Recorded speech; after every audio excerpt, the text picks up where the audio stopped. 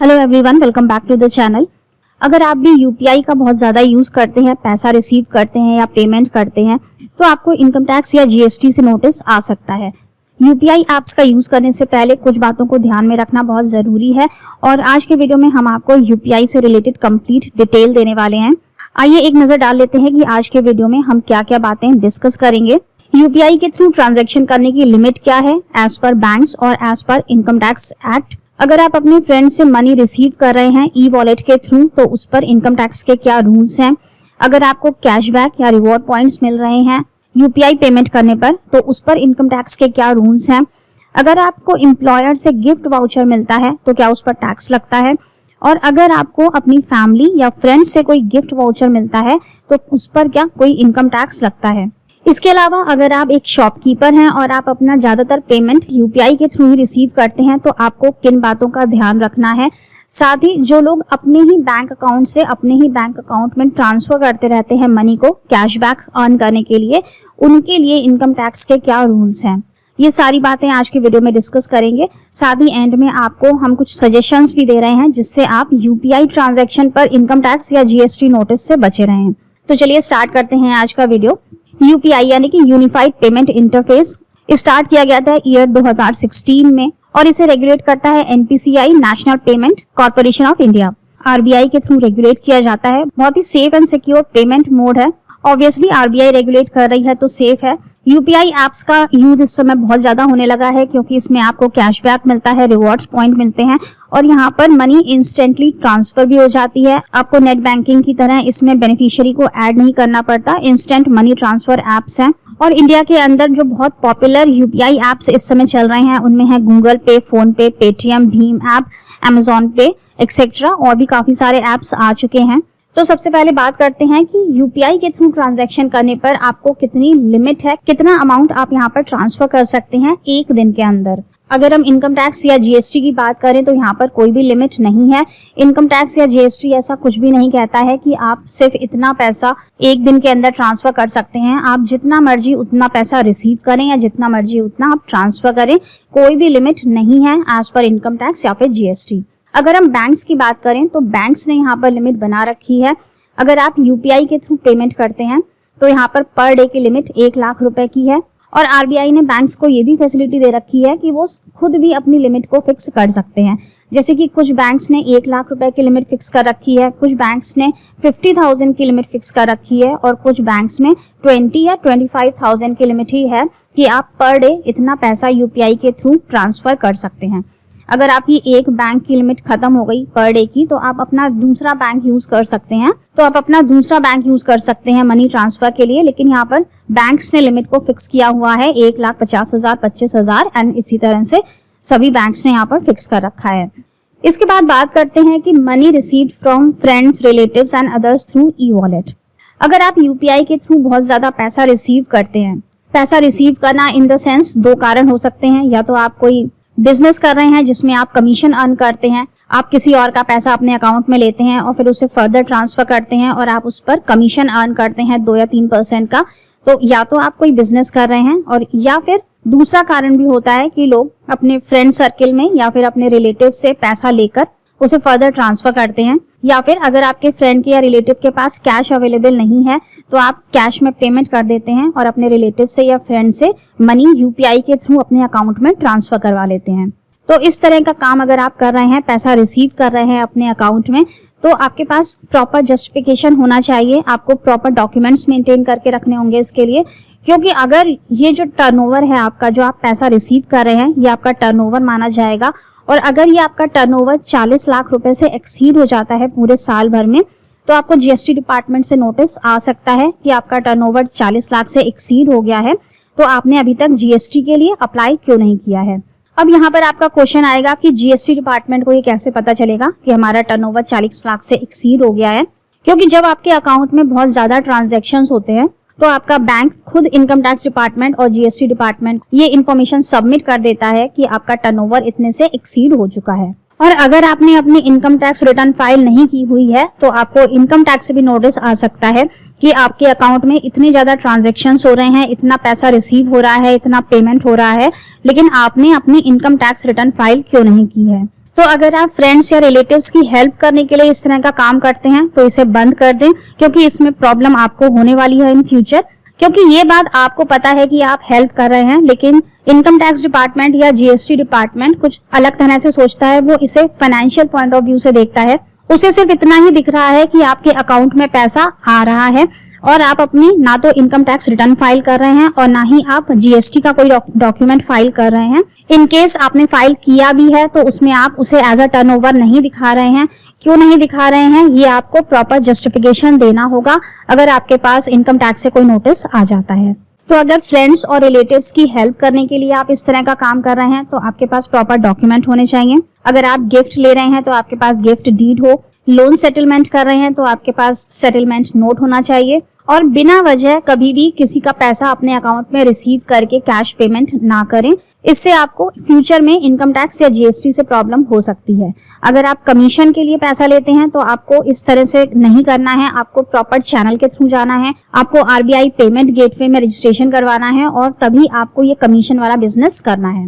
इस तरह से आपको नहीं करना है कि आप एक शॉप खोलकर बैठ गए और आप किसी का पैसा ले रहे हैं और किसी को दे रहे हैं और उस पर कमीशन अर्न कर रहे हैं। ये एक प्रॉपर तरीका नहीं है बिजनेस करने का। अगर आपको इस तरह का कमीशन बिजनेस करना है, सीएससी सेंटर खोलना है आपको, तो आपको आरबीआई के द्वारा नोटिफाइड पेमेंट गेटवे लेना होगा।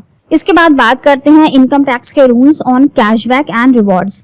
अगर आपको यूपीआई के थ्रू पेमेंट करने पर कोई कैशबैक मिलता है या रिवॉर्ड पॉइंट्स मिलते हैं तो वो पूरी तरह से इनकम टैक्स के अंदर टैक्सेबल है।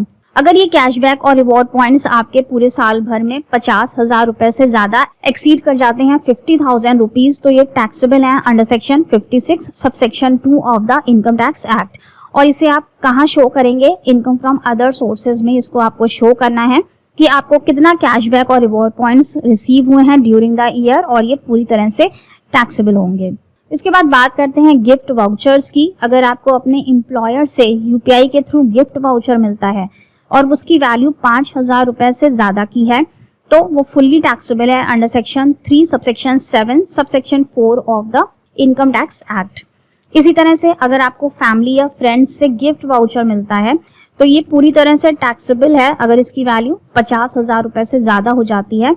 और इसे आप कहाँ शो करेंगे? इनकम फ्रॉम अदर सोर्सेज के हेड में ये पूरी तरह से टैक्सेबल है।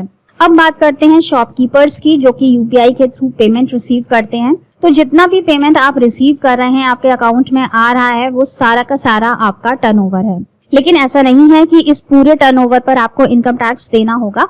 इस टर्नओवर में से आपको अपने खर्चे भी निकालने हैं। आप जो परचेज करते हैं या फिर जो भी आपके शॉप को रन करने के एक्सपेंसेस हैं, इलेक्ट्रिसिटी है, टेलीफोन है, स्टाफ का खर्चा है, वो सब कुछ निकालने के बाद आपको एक प्रॉफिट लॉस बनाना है। आपको देखना है कि आपका टर्नओवर कितना है और आपके एक्सपेंसेस कितने हैं। टर्नओवर में से एक्सपेंसेस माइनस करने के बाद आपके पास जो प्रॉफिट की फिगर आती है, उस प्रॉफिट पर आपको इनकम टैक्स लगता है।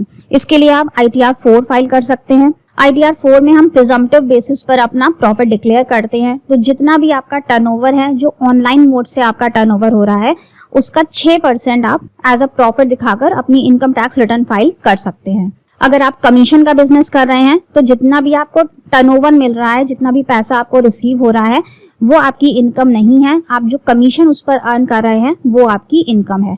तो आपको सिर्फ जो कमीशन पार्ट है, सिर्फ उस पर आपको टैक्स पे करना है, ना कि आपको टर्नओवर पर टैक्स पे करना है।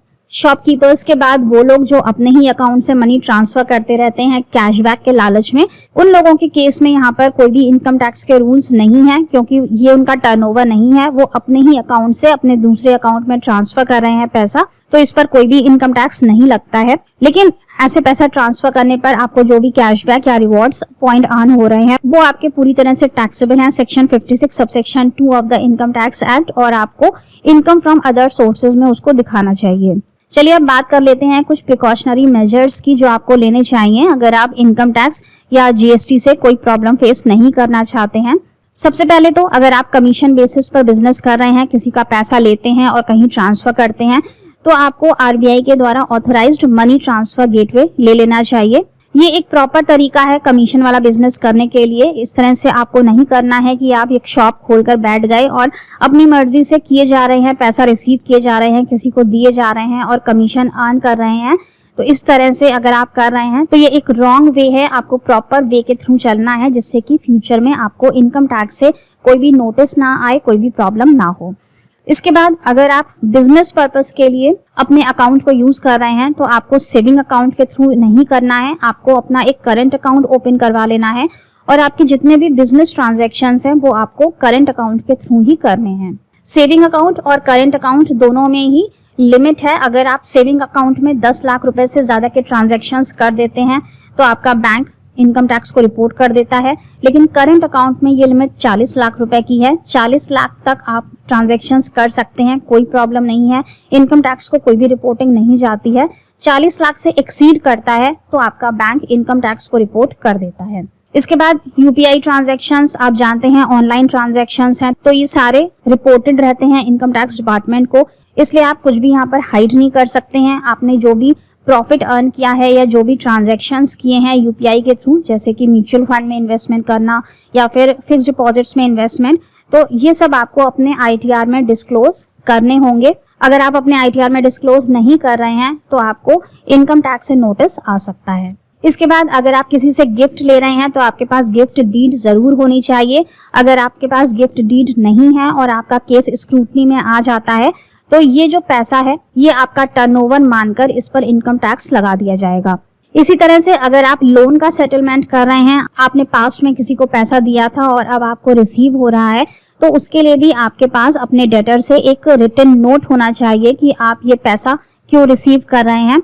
अगर आपके पास प्रॉपर नोट नहीं है तो इसे भी आपका टर्नओवर मानकर इस पर इनकम टैक्स लगाया जा सकता है। साथ ही अगर अमाउंट 20 लाख से एक्सीड कर जाता है तो आपको जीएसटी से नोटिस भी आ सकता है। यहाँ पर एक पॉइंट और बहुत ध्यान देने वाला है कि अगर आपके अकाउंट में कोई भी ऐसी इनकम है जिसका कि आप एक्सप्लेनेशन नहीं दे पाते हैं कि ये पैसा आपके पास कहाँ से आया, तो इस पर काफी हैवी अमाउंट की पेनल्टी लगाई जाती है और करीब 83% का टैक्स यहाँ पर वसूल लिया जाता है।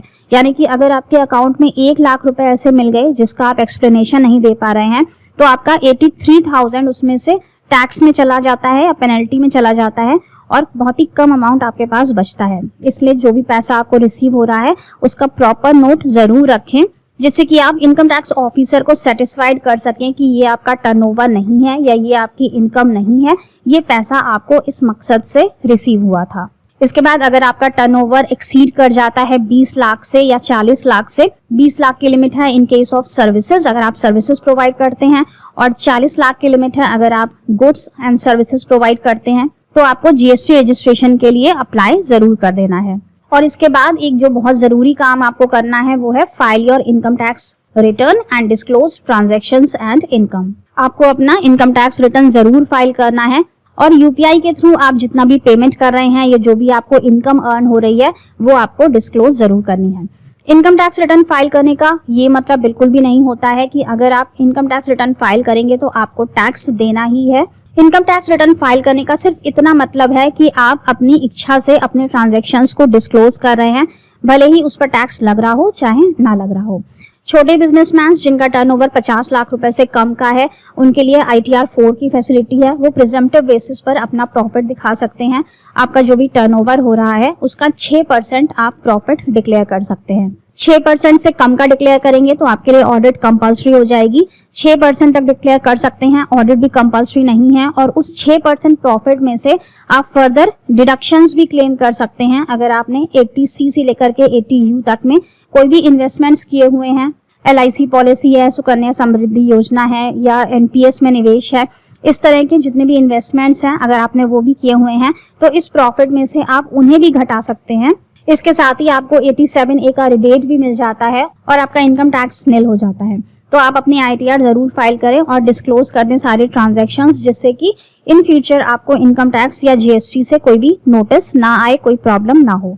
आई होप इस वीडियो से आपने UPI के बारे में काफी सारी इन्फॉर्मेशन गेन की होगी।